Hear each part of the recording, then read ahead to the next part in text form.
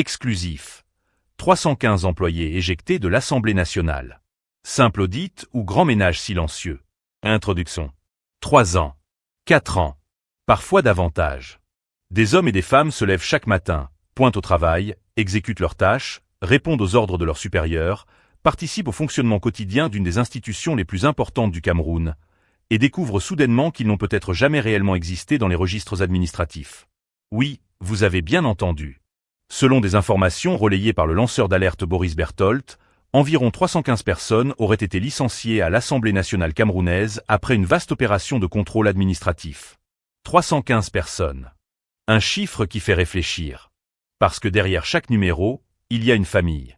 Derrière chaque dossier administratif, il y a une histoire.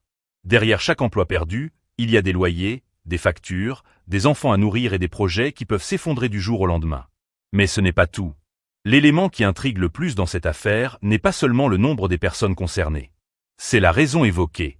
Ces employés auraient travaillé pendant plusieurs années sans contrat de travail formel. Et là, beaucoup de Camerounais se posent immédiatement une question. Comment peut-on travailler pendant 3 ou 4 ans dans une institution aussi stratégique que l'Assemblée nationale sans contrat officiel? Qui les a recrutés? Qui validait leur présence? Qui signait leurs états de paiement? Qui contrôlait leur situation administrative? Et surtout, pourquoi cette opération intervient-elle maintenant? Simple opération de régularisation administrative? Ou signe d'un changement profond à la tête de l'institution? Et c'est là que l'histoire devient particulièrement intéressante.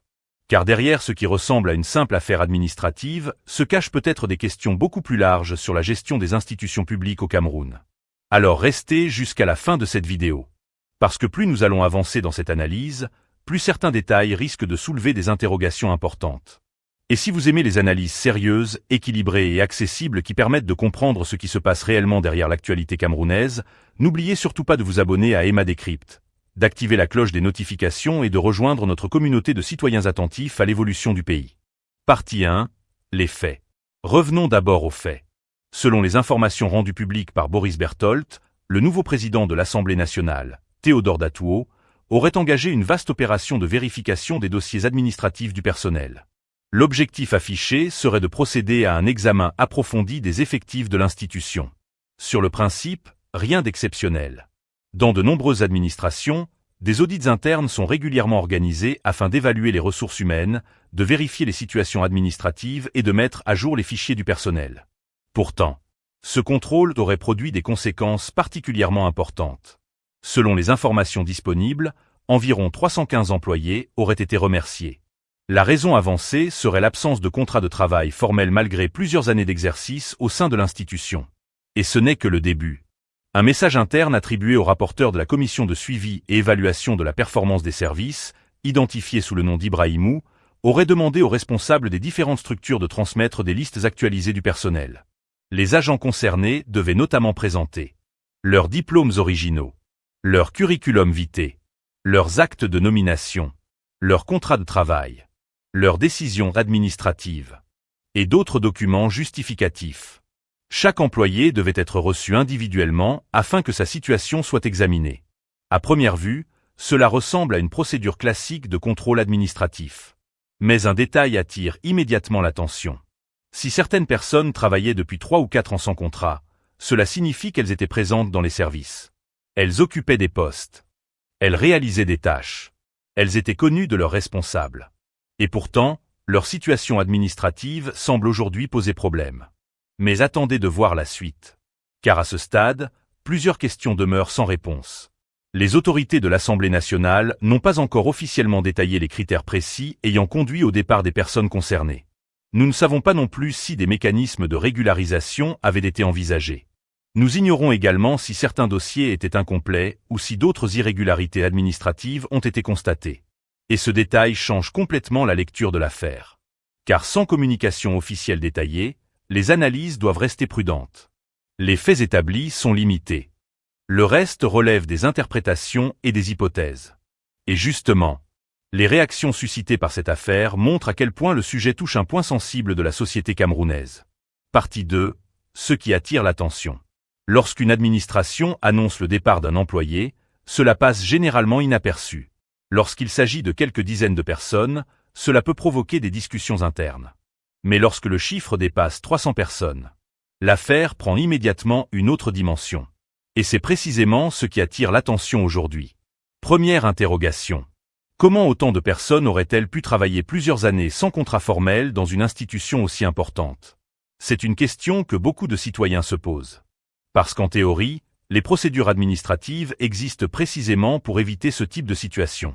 Pourtant, l'histoire administrative du Cameroun montre que certaines réalités de terrain sont parfois plus complexes que les textes.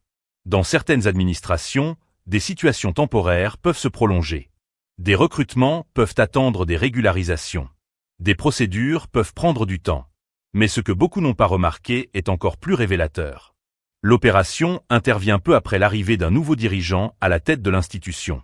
Or, dans de nombreuses organisations à travers le monde, l'arrivée d'une nouvelle équipe dirigeante s'accompagne souvent d'un audit général. On vérifie les finances. On vérifie les procédures. On vérifie les effectifs. On vérifie les dossiers. Et parfois, certaines anomalies apparaissent. Pourtant, une autre question circule déjà dans les débats. Pourquoi maintenant? Pourquoi cette opération n'a-t-elle pas eu lieu plus tôt si ces situations existaient depuis plusieurs années? Selon certaines analyses, cette question pourrait devenir centrale dans les prochains jours. Mais ce n'est pas tout. Les réactions sur les réseaux sociaux montrent également une profonde inquiétude. Beaucoup de Camerounais ne discutent pas seulement du cas de l'Assemblée nationale. Ils se demandent combien d'autres administrations pourraient présenter des situations similaires. Et c'est là que le débat dépasse largement le cadre des 315 employés concernés. Parce que l'affaire touche à une problématique plus générale. Celle de la gestion administrative dans les institutions publiques.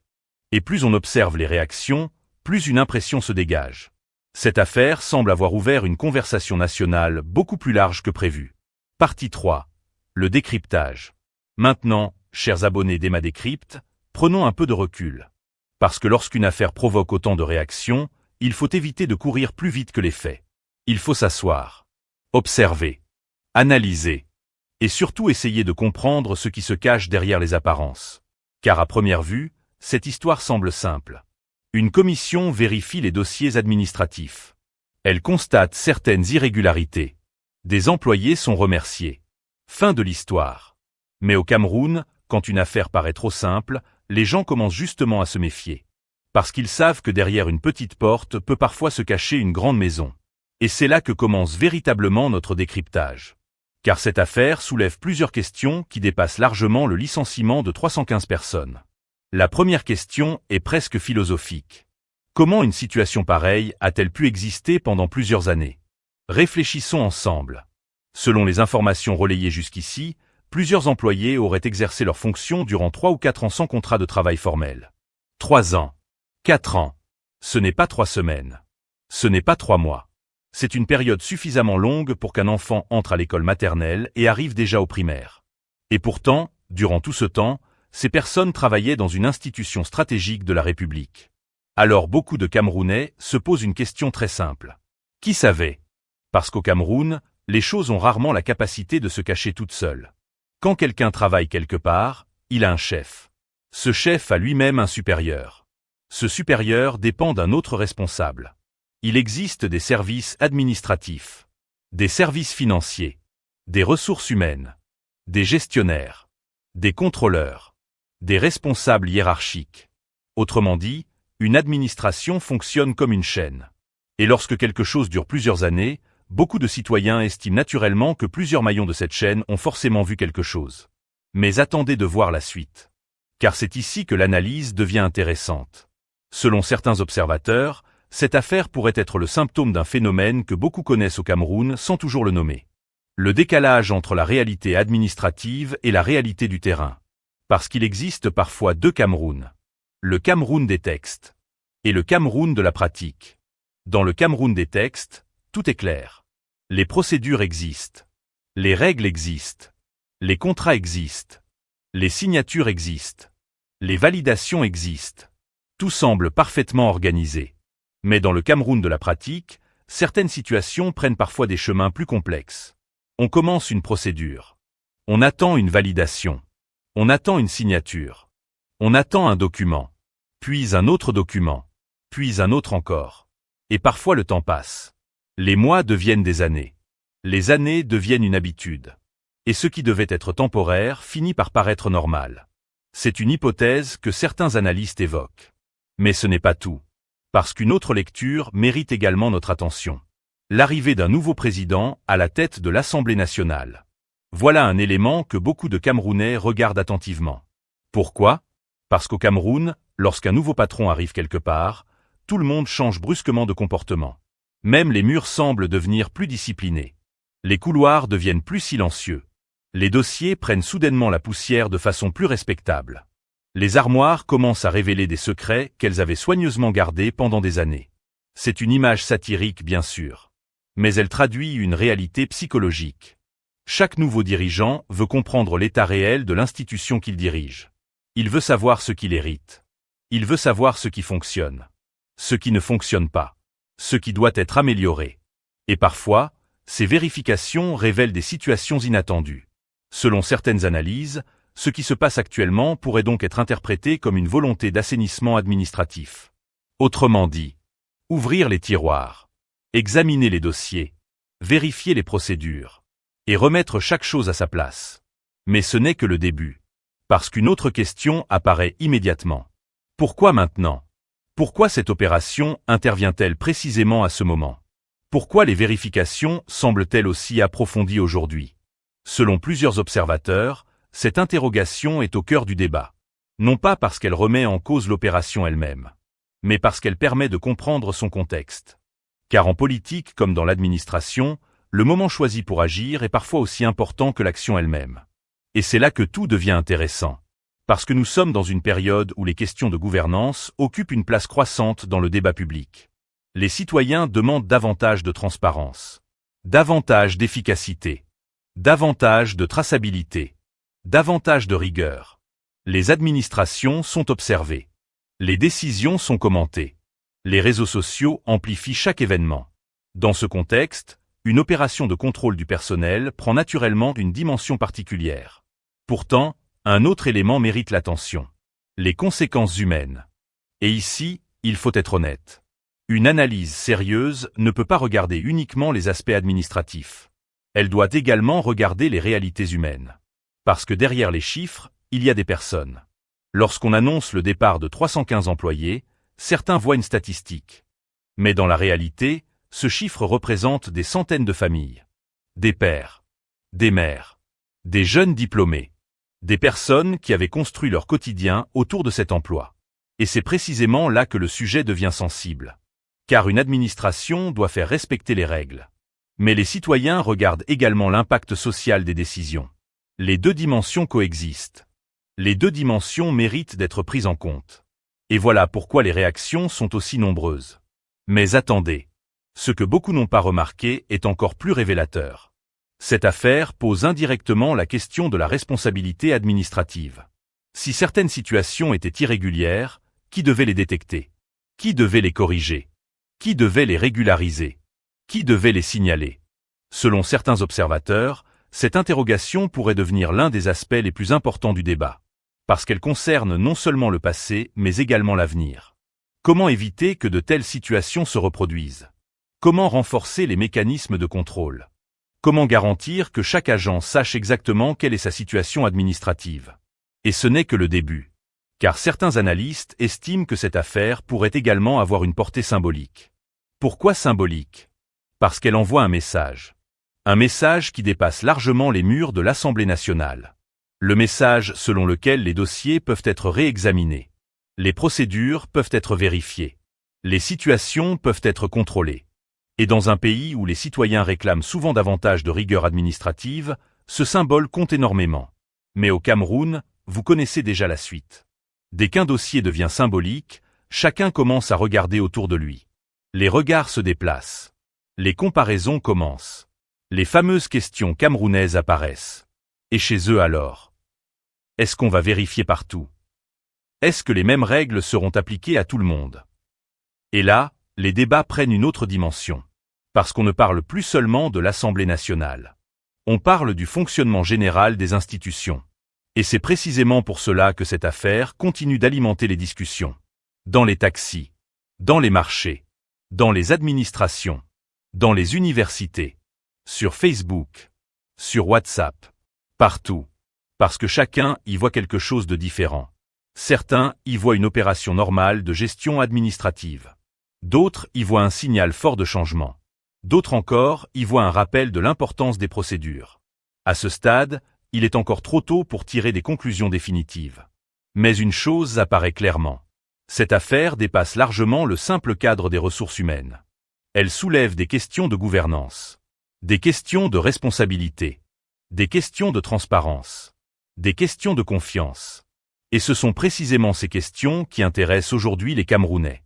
Car au fond, ce qui passionne le public n'est pas seulement de savoir combien de personnes ont été licenciées. Ce qui passionne le public, c'est de comprendre ce que cette affaire révèle du fonctionnement réel des institutions. Et comme on dit souvent dans les quartiers de chez nous, quand on soulève une pierre et qu'on découvre quelque chose dessous, ce n'est pas seulement la pierre qui attire l'attention. C'est tout le terrain autour. Et beaucoup de Camerounais ont aujourd'hui le sentiment que cette affaire est peut-être moins l'histoire de 315 employés que celle d'un système administratif qui cherche à se regarder lui-même dans le miroir. Avant de poursuivre, si vous appréciez ces analyses approfondies qui permettent de comprendre les enjeux cachés derrière l'actualité, prenez quelques secondes pour vous abonner à Emma Décrypte, activer la cloche des notifications et rejoindre notre communauté. Car ici, nous analysons les faits avec sérieux, prudence et esprit critique afin de mieux comprendre les transformations qui façonnent le Cameroun d'aujourd'hui et de demain. Partie 4. La lecture camerounaise. Mesdames et messieurs, c'est maintenant le moment de quitter un peu les bureaux climatisés, les notes administratives et les rapports de commission pour descendre là où les Camerounais analysent vraiment les affaires du pays. Dans les quartiers, dans les taxis, dans les call-box, dans les marchés, devant les tournes d'eau, sous les hangars où les experts autoproclamés de la République tiennent chaque jour leur conseil des ministres populaires. Parce qu'au Cameroun, il faut être honnête, dès qu'une affaire sort, il y a deux versions. La version officielle. Et puis la version du quartier. Et souvent, c'est la version du quartier qui fait le plus de bruit. Quand l'information du licenciement d'environ 315 personnes à l'Assemblée nationale a commencé à circuler, beaucoup de Camerounais ont d'abord cru à une rumeur. Certains ont même dit « Non, ce n'est pas possible. On ne peut pas travailler 4 ans quelque part sans contrat. » Puis les détails ont commencé à sortir. Et là, les réactions ont changé. Les gens ont commencé à se regarder, à se poser des questions, à réfléchir. Et surtout à comparer cette histoire à leur propre réalité. Parce que dans ce pays, beaucoup de jeunes connaissent ce qu'on appelle le travail « on va voir ». Vous connaissez ça. On vous appelle. On vous dit « viens seulement commencer le travail ». Les papiers vont suivre. Les papiers suivent parfois comme le train camerounais de certaines époques. On les attend. On les attend encore. On les attend toujours. Et un jour, on se rend compte que les papiers eux-mêmes ont peut-être besoin d'un papier. Mais ce n'est pas tout. Ce qui frappe beaucoup de Camerounais dans cette affaire, c'est le contraste. Parce qu'on ne parle pas ici d'une petite entreprise de quartier. On ne parle pas d'un magasin. On ne parle pas d'un atelier mécanique. On parle de l'Assemblée nationale. Une institution qui participe au fonctionnement même de l'État. Et c'est là que certains citoyens ouvrent de grands yeux. Parce qu'ils se disent « Si une telle situation peut exister là-bas, qu'est-ce qui se passe ailleurs ?» Et voilà pourquoi cette affaire dépasse largement le cas des 315 personnes concernées. Elle touche à quelque chose de beaucoup plus profond. La confiance. La confiance dans les procédures. La confiance dans les institutions. La confiance dans la façon dont les choses sont gérées. Et c'est là que le débat devient passionnant. Parce que les Camerounais aiment beaucoup une chose. Observer. Même quand ils ne parlent pas, ils observent. Même quand ils sourient, ils analysent. Même quand ils disent qu'ils ne s'intéressent pas à la politique, ils connaissent souvent mieux les dossiers que certains experts. Et dans cette affaire, beaucoup regardent un détail particulier. L'arrivée du nouveau président de l'Assemblée nationale. Parce qu'au Cameroun, lorsqu'un nouveau patron arrive quelque part, tout le monde commence immédiatement à ranger les dossiers. Même les dossiers qui n'étaient pas encore considérés comme des dossiers deviennent soudainement des dossiers. Les armoires commencent à trembler. Les archives commencent à respirer difficilement. Les vieux cartons oubliés dans les bureaux commencent à craindre pour leur avenir. Pourquoi ? Parce que chacun sait qu'un nouveau responsable veut généralement voir clair. Il veut savoir qui fait quoi. Qui est là ? Pourquoi il est là ? Depuis quand il est là ? Et surtout comment il est arrivé là ? Et c'est là que certains observateurs estiment que ce qui se passe aujourd'hui pourrait être interprété comme une grande opération de remise en ordre. Mais attendez de voir la suite. Car dans les quartiers, une autre lecture existe. Une lecture beaucoup plus populaire. Beaucoup de Camerounais comparent cette situation à un match de football qui entre dans ses dernières minutes. Imaginez un entraîneur qui arrive dans une équipe et découvre que certains joueurs sont sur le terrain sans être inscrits sur la feuille de match. Les joueurs courent. Ils jouent. Ils marquent même parfois des buts. Mais administrativement, leur situation n'est pas claire. Que fait l'entraîneur? Il demande des explications. C'est exactement l'image que certains utilisent aujourd'hui. Pourtant, un autre élément mérite l'attention. Parce qu'au-delà des considérations administratives, il y a la dimension humaine. Et ça, les Camerounais ne l'oublient jamais. Quand on dit 315 personnes, certains entendent un chiffre. Mais dans les familles, on entend autre chose. On entend 315 histoires, 315 parcours, 315 réalités différentes, 315 personnes qui avaient leurs habitudes, leurs salaires, leurs projets, leurs engagements, leurs responsabilités. Et c'est là que beaucoup ressentent un mélange de sentiments. D'un côté, certains disent « Les règles sont les règles ». De l'autre côté, d'autres répondent « Oui, mais comment une situation pareille a-t-elle pu durer aussi longtemps ?» Et voilà le cœur du débat. Parce que les Camerounais sont souvent très sensibles à la notion de responsabilité. Quand un problème apparaît, ils cherchent immédiatement à comprendre son origine. Ils veulent savoir où la chaîne s'est cassée. Qui devait vérifier? Qui devait contrôler? Qui devait signaler? Qui devait corriger? Et ce n'est que le début. Car dans les fameux « Parlements debout » du Cameroun, ces lieux mythiques où l'on refait la République entre 2 cafés et 3 blagues, certains résument déjà l'affaire avec leur humour légendaire. Ils disent « Pendant des années, tout le monde dormait. Puis un matin quelqu'un a allumé la lumière. » Bien sûr, il s'agit d'une image. Mais cette image traduit une perception populaire. L'idée qu'un contrôle approfondi peut parfois révéler des situations que personne ne regardait vraiment. Et c'est là que l'affaire prend une dimension presque symbolique. Parce qu'elle pose une question qui dépasse l'Assemblée nationale. Une question qui concerne l'ensemble du pays. Sommes-nous en train d'assister à une simple opération administrative? Ou à un changement de culture dans certaines institutions? Selon plusieurs analyses, c'est peut-être cette interrogation qui explique l'immense intérêt suscité par cette affaire. Car les citoyens veulent comprendre si cet épisode est isolé ou s'il annonce quelque chose de plus large. Et ce que beaucoup n'ont pas remarqué est encore plus révélateur. Dans les discussions populaires, on ne parle presque plus seulement des personnes licenciées. On parle du système. On parle des procédures. On parle des méthodes de gestion. On parle du fonctionnement des administrations.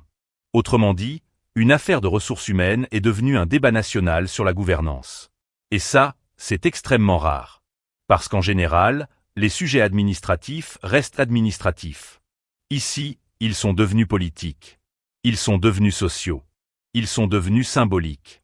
Et dans les quartiers de Douala, Yaoundé, Bafoussam, Garoua, Maroua, Bertoua ou Bamanda, une question revient de plus en plus souvent. Qui sera le prochain à faire le ménage dans sa maison? Parce qu'au Cameroun, lorsqu'une institution commence à vérifier sérieusement ses dossiers, tout le monde regarde les autres institutions. Tout le monde se demande. Et chez eux alors? Et c'est précisément pour cette raison que cette affaire continue de faire autant parler. Parce qu'elle touche à quelque chose que tous les Camerounais comprennent immédiatement. La nécessité de l'ordre. Mais aussi la nécessité de la justice. L'exigence de la rigueur. Mais aussi l'exigence de l'équité. Et entre ces deux impératifs, le débat reste ouvert. Une chose est certaine cependant. Dans les quartiers, dans les taxis, dans les administrations et sur les réseaux sociaux, les discussions sont loin d'être terminées. Car au Cameroun, lorsqu'une affaire soulève autant de questions que de réponses, le peuple sait qu'il faut continuer à observer. Observer attentivement. Observer patiemment. Observer jusqu'à ce que toutes les pièces du puzzle apparaissent. Et comme on dit souvent chez nous, quand la marmite commence à bouillir, les vrais arômes ne sortent pas au début. Ils arrivent progressivement. Et beaucoup de Camerounais ont aujourd'hui le sentiment que dans cette affaire, nous n'avons peut-être vu que les premières vapeurs. Avant de poursuivre cette analyse, si vous appréciez les décryptages approfondis et les reportages qui vont au-delà des apparences pour expliquer les véritables enjeux de l'actualité camerounaise, n'oubliez pas de vous abonner à Emma Décrypte, d'activer la cloche des notifications et de rejoindre notre communauté. Car ici, nous ne nous contentons pas de raconter les événements. Nous essayons de comprendre ce qu'ils révèlent réellement sur notre société et sur l'avenir du Cameroun. Partie 5. Ce qui pourrait se passer ensuite. Alors que faut-il surveiller maintenant? Plusieurs scénarios sont possibles. Premier scénario. Les autorités pourraient communiquer davantage sur les résultats de l'opération. Cela permettrait de clarifier les critères utilisés et de répondre aux nombreuses interrogations. Deuxième scénario. Certains employés concernés pourraient chercher à faire entendre leur version des faits. Dans ce cas, de nouveaux éléments pourraient émerger dans l'espace public. Mais ce n'est pas tout. Troisième scénario. Cette opération pourrait inspirer d'autres vérifications administratives dans diverses institutions. Selon certaines analyses, l'impact de cette affaire pourrait dépasser largement le cadre de l'Assemblée nationale. Quatrième scénario. Le débat pourrait progressivement se déplacer vers la question plus générale de la modernisation administrative. Comment garantir la transparence? Comment prévenir les irrégularités? Comment protéger à la fois les institutions et les travailleurs? Et c'est là que tout devient particulièrement stratégique. Parce que les réponses apportées à ces questions pourraient influencer la perception du public concernant la gestion des administrations publiques dans les années à venir. Pourtant, une chose est certaine. Cette affaire n'a pas fini de faire parler. Car derrière les chiffres, il y a des réalités humaines. Derrière les procédures, il y a des parcours de vie. Et derrière les décisions administratives, il y a toujours des conséquences concrètes. Conclusion. 315 employés remerciés. Une vaste opération de contrôle. Des dossiers administratifs examinés à la loupe. Et surtout, de nombreuses questions qui restent encore ouvertes. S'agit-il d'une simple opération de mise en conformité administrative?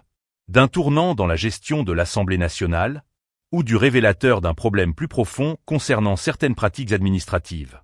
Pour l'instant, seules les prochaines communications officielles permettront d'apporter davantage de réponses. Mais une chose apparaît déjà clairement. Cette affaire rappelle que derrière chaque institution se trouvent des femmes et des hommes. Et que derrière chaque décision administrative se cachent souvent des enjeux humains, sociaux et politiques beaucoup plus vastes qu'ils n'en ont l'air.